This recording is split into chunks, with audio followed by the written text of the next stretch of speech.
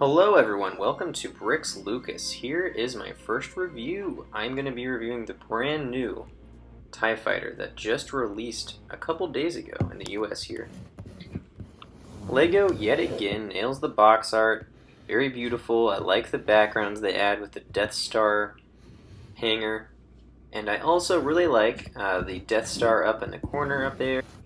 And some nice fiery explosions behind the TIE Fighter. And before I begin, I actually went to the LEGO store on January 1st, New Year's Day, when this set released. Went to the Mall of America to purchase it. It was like the coolest LEGO store I'd ever been to. There were statues made of Legos on the top.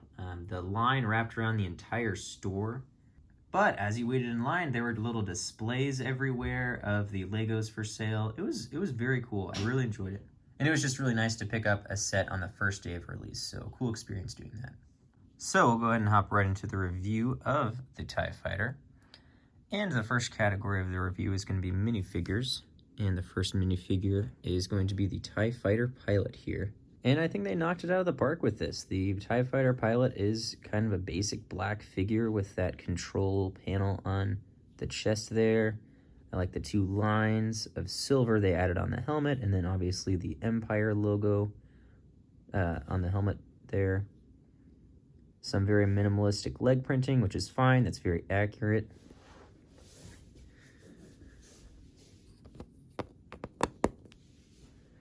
And around back, not much to report, which is also fine. They didn't need to add a whole lot there. And then underneath the helmet, we have, your kind of basic Empire face there. All around, great figure. Pretty good basic figure with good detail.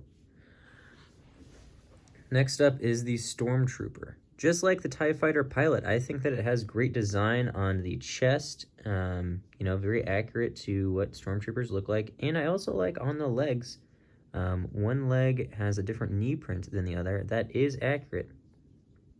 And it's something I don't even really notice when watching the movies, but they nailed that for sure. Around back, that's what they look like on the back. I mean, that's pretty movie accurate. I like that. That hasn't really changed much, I don't think, in the past few years. I do like the back printing on the helmet, though. That's pretty cool. What I don't like is this Stormtrooper helmet in general is just too big. This is something that many people complain about. You can't turn the Stormtrooper helmet.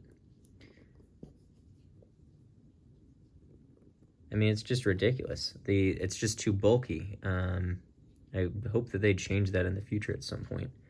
Underneath, though, you have your kind of basic Imperial head. Totally fine. Have your basic blaster there as well. And finally, we have the RA7 protocol droid named NIL8 or Annihilate, which was pretty clever, and I appreciate that wordplay there, LEGO. This can actually be seen in the halls of the Death Star in A New Hope. The design of this thing is pretty good. It has that wiring in the middle that is seen on protocol droids, leg printing, fine chest printing. This isn't a complaint, it's just an observation. The head looks a little small on there, and that is sort of accurate. I just thought it was interesting. I didn't expect that. The head mold is totally cool. Very different from your typical, C-3PO protocol droid. I like that. Minifigure selection is great. I like when they include added figures besides just the pilot of the vehicle of whatever we're getting. I like the detailing on all of them. The only thing I didn't really like was obviously that Stormtrooper helmet, which, I mean, that's a pretty big no-no, but overall, I'm going to throw this at a solid 8 out of 10. And next up, we have the TIE Fighter itself. And I gotta say, back when this thing was first revealed with some leaked images back in like September or October, I was really not feeling it. It looked tiny and just wrong. That's the only word I can use to describe it. But having now owned it, I gotta say I love it. I have actually never owned a TIE Fighter in my 15 years of collecting Lego or so. So it's really cool to finally get one. I don't know why I never got one before, but yeah, I really like this thing. The build is very sturdy. The wings do not pop off at all. You know, you can pick it up by the wings, shake it around. You can press down on the wings. It's held in by some Technic pieces here. They can pop off pretty easily if you want them to, but they're not going to accidentally pop off. So, and they can easily pop back on. So I remember having Legos as a child and having them break fairly easily. This would have been a great design for me as a child. The cockpit here is very cool. You know, pretty minimalistic inside. There's no control panels really. You have these things that can kind of move around. You can easily fit your TIE Fighter pilot in here. There's no studs that make it so that he'd get stuck in there. Easily lift him out.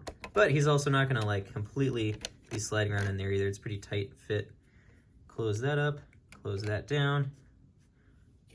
There you go. I really like this piece here, by the way. I know it's probably been used before on TIE Fighter cockpits, but I'm just such a fan of that. It just looks so realistic, that printed piece there on the cockpit. Love it.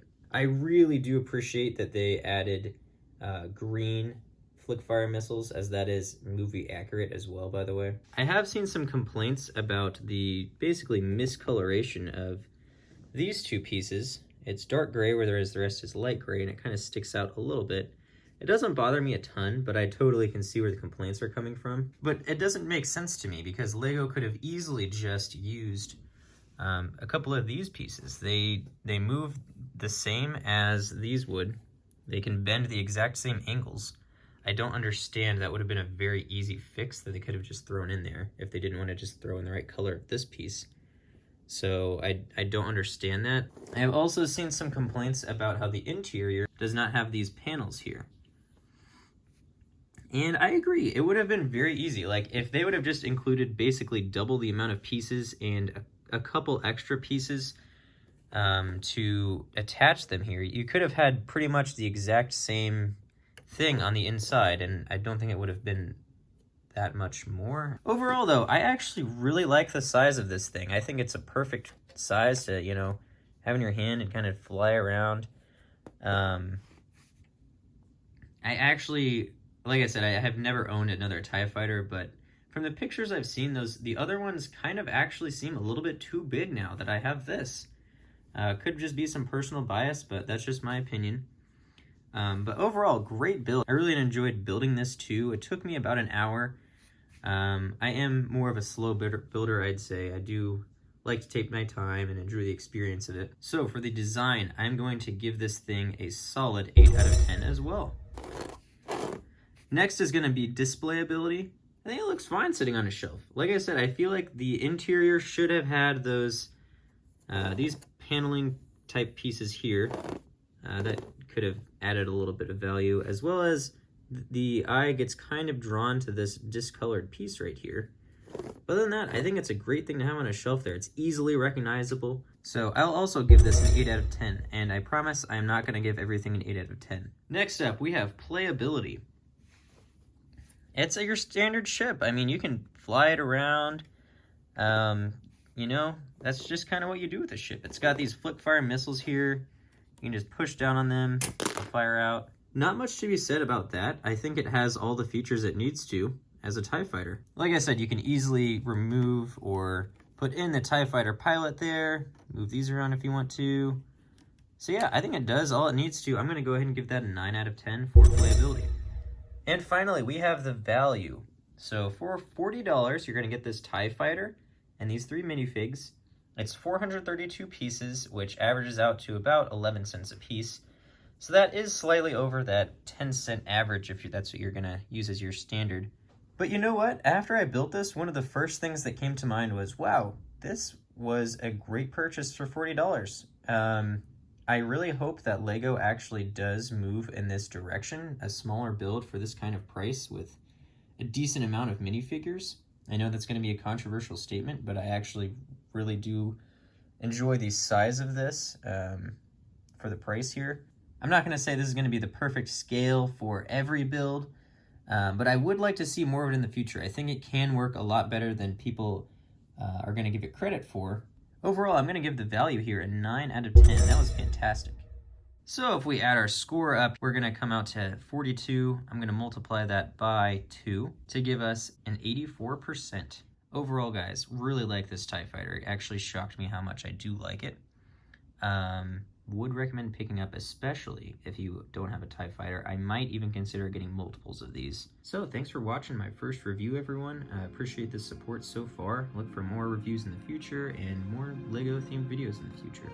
Please make sure to like and subscribe to stay tuned for more. You guys have a great one.